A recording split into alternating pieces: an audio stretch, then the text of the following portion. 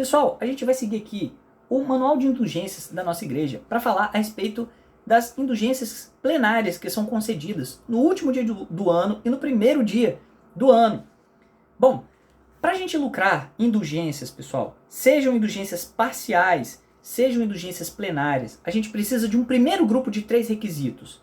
Bom, a gente precisa ser batizado, não estar excomungado e estar em estado de graça, pelo menos até o fim da obra prescrita. Então a gente precisa, a maioria é batizado e tem que estar, pelo menos, aí em estado de graça, né? Ou seja, ter confessado em algum momento, não tão distante, e ter conservado o seu estado de graça, não ter pecado mortalmente, né? Depois disso.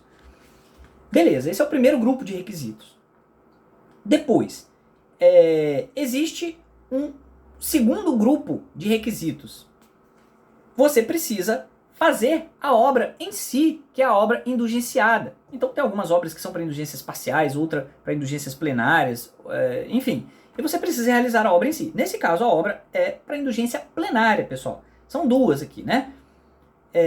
E quais são essas obras? Bom, concede-se indulgência plenária ao fiel que na igreja ou oratório participar devotamente do canto ou recitação solene do hino Veni Creator no primeiro dia do ano para implorar a proteção divina para todo o ano, ou do hino Te Deum, aí já é a segunda indulgência, do hino Te Deum no último dia do ano para render graças a Deus pelos benefícios concedidos no decurso de todo o ano.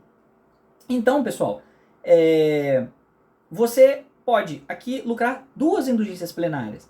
A primeira, se você for numa igreja ou oratório e participar, ou seja, não é só você simplesmente rezar lá dentro da sua cabeça, tem que acontecer publicamente e solenemente isso, né? Então você vai lá e participa, seja do canto ou recitação, pode ser, né? Do hino Veni Creator no dia 1º e do hino Te Deum no dia 31.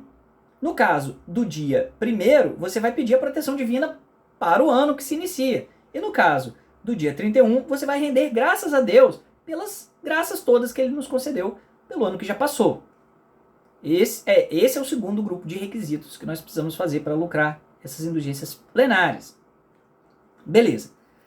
Qual o terceiro grupo de requisitos que nós precisamos cumprir para lucrar essas indulgências?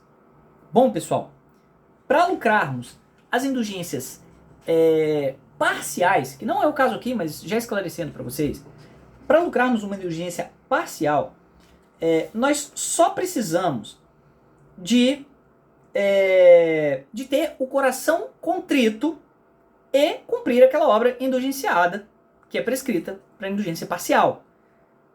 O que é esses 3 grupos de que eu falei? Ser batizado, não estar excomungado e estar em estado de graça. Então você só precisa disso. O que é ao menos o coração contrito? Estar ao menos com o coração contrito, pessoal, é não estar com um desleixo, um desdém total a Deus e nem com uma atrição. A atrição, pessoal, é só um medo do inferno.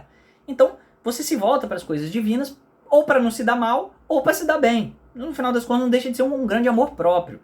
Nesse caso, é quando você, o coração contrito, é quando essa atrição dá lugar a um verdadeiro amor a Deus, pessoal. Né? Ao ponto de que você até aceitaria sacrifícios por causa disso. Então você começa a matar o seu amor próprio. E claro que isso se dá em graus, essa contrição, até chegar no grau perfeito, em que o amor a Deus elimina completamente o seu amor próprio. Né? Mas é o grau da perfeição isso aí. Não é necessário esse grau aqui, é alguma contrição, ou seja, algum verdadeiro amor a Deus que tem que estar no seu coração. E aí, então, você, sendo batizado, estando em estado de graça, realiza a obra indulgenciada, né? E então consegue uma indulgência parcial. No caso da indulgência plenária, pessoal, você precisa dos mesmos requisitos, aquele trio, né? Ser batizado, não estar excomungado, estar em estado de graça. Você precisa também de ter pelo menos um coração contrito. Você precisa de realizar a obra que é prescrita, indulgenciada, que a gente já viu aqui, que é participar da igreja, oratório, no dia 31, no dia 1º, recitar.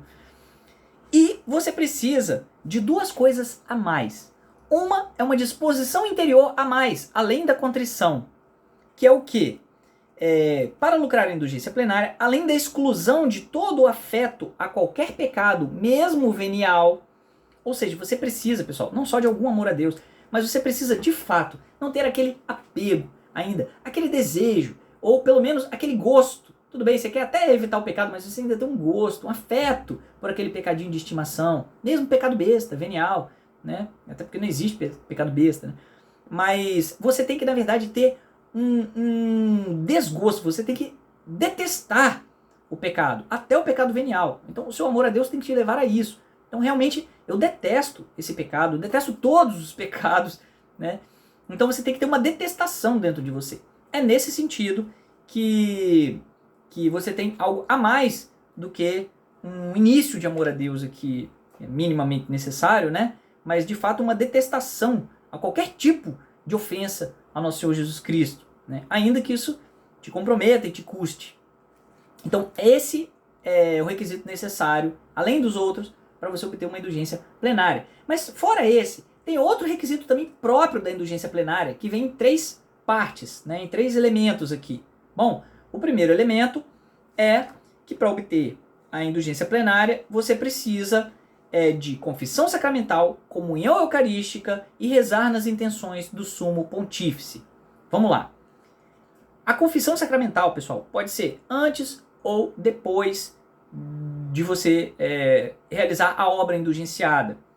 Desde que seja feita, mas depois, se você for deixar para fazer isso depois, é bom que você já esteja, então, em estado de graça antes, né? Você precisa já estar em estado de graça antes, então, né? Ou durante ali, né? Já tem que estar em estado de graça na hora de realizar a obra indulgenciada.